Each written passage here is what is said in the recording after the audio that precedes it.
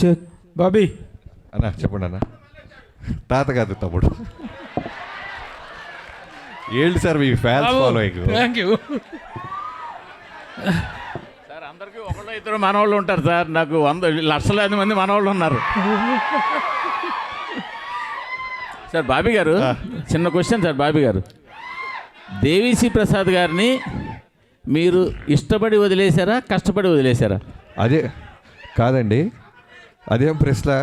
మరి మీరు నేను ఇప్పుడు చిరంజీవి కాదు, తమన్ గారు వద్దు, ఆయనే చెప్పాలి. లేదు దీనికి బెస్ట్ ఆన్సర్ ఏం తెలుసా?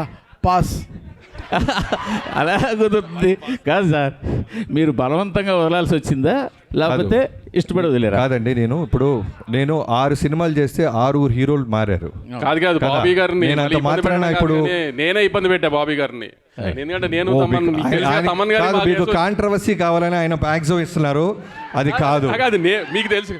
కాంట్రవర్సీ కావాలని ఆయన ప్రయత్నిస్తున్నారు. ప్లీజ్, కాంట్రవర్సీ కాదు, అది సరైన ఆన్సర్ ఇచ్చారు. నేను ఇష్టపడింది తమన్నా ఇప్పించారని చెప్పారు. కరెక్టే కదా. నన్ను తమన్నా దేవి అంటే నేను తమన్ అంటాను కదా, అలానే నన్ను అడిగారు తమన్నా దేవి అని తమన్నా అయిపోయింది. అంతే, కరెక్టే. మీరే అది కాంట్రవర్సీ ఏం కాదు. కాదు ఒక డైరెక్టర్గా నన్ను అడిగా నేను చెప్తా.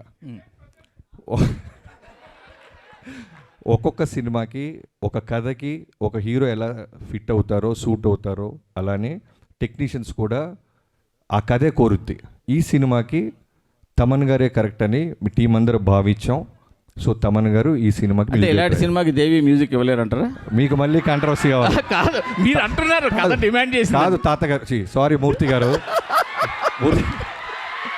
కాదు మూర్తి గారు, మీరు ప్రతి ప్రశ్నలోనూ వెతుక్కుంటే దానికి సపరేట్ సిటీకి పెడతాం. ఎందుకంటే ఒక సినిమా రాయడానికి ఎంత కష్టపడతామో, కాంట్రవర్సీ సైడ్ వస్తే మేము కూడా కొంచెం కొద్ది గొప్ప మీలాగా సపోర్ట్ చేయగలం. అది సపరేట్ మీటింగ్.